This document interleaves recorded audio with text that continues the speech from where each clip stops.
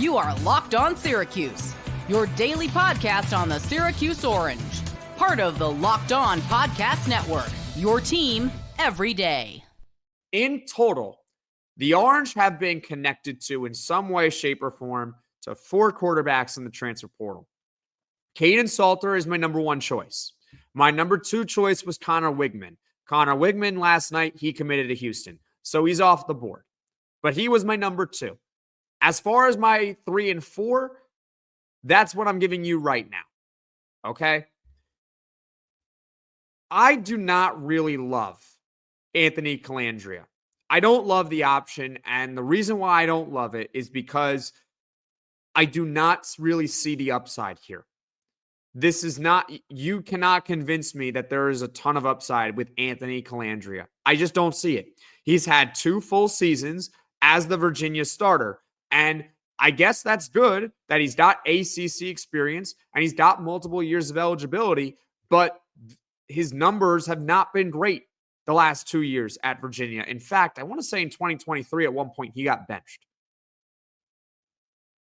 When I compare him to a guy like Kaidon Salter, I view Salter as someone that's got a really high ceiling.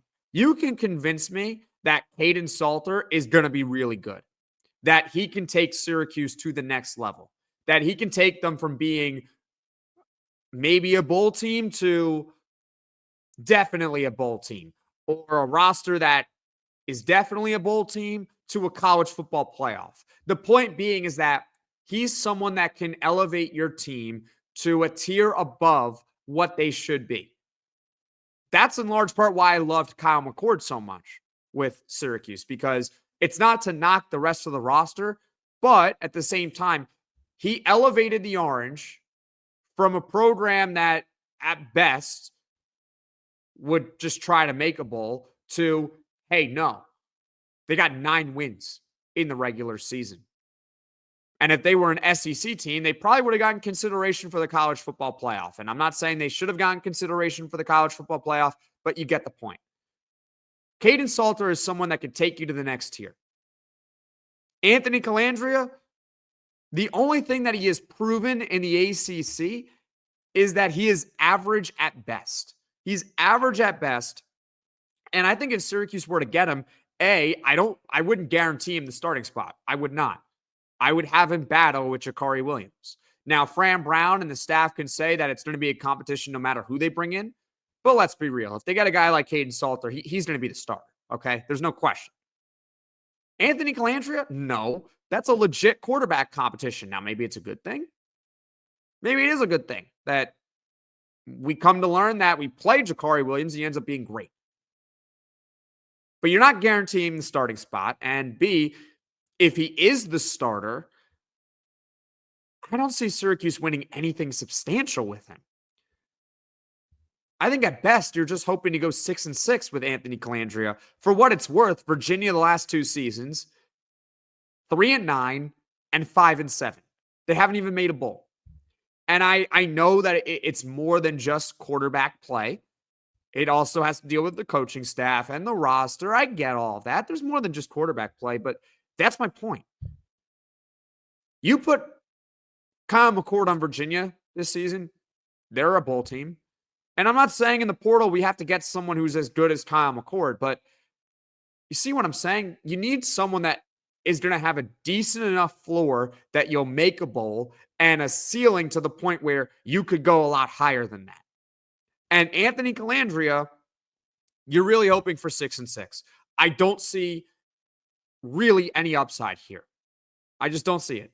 I'm sorry. Those are my honest thoughts on Anthony Colandrea. I think he's average at best in the ACC, and if I'm the Orange, I'm staying away from him.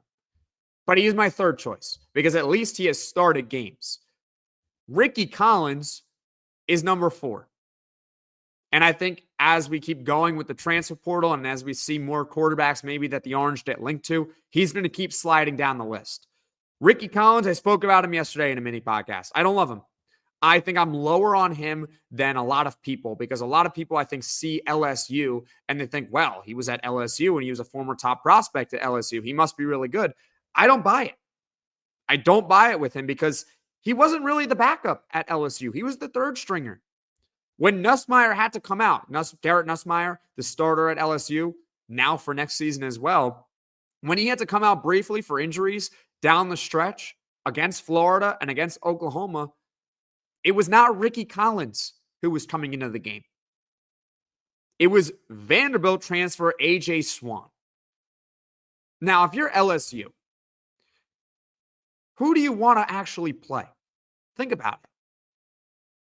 This guy was a 4-star recruit to your program in 2023.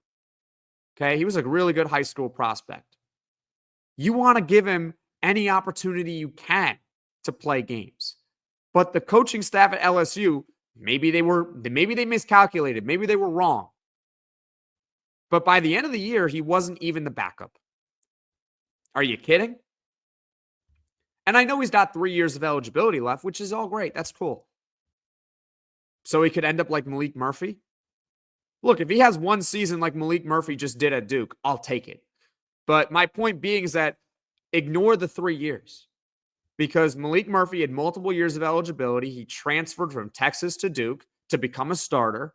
He started one season. He was really good. And now he's back in the portal. Who's to say that Rickie Collins can't do the same thing if he were to commit to Syracuse? Which, by the way, I hope that scenario would occur if Rickie Collins were to commit.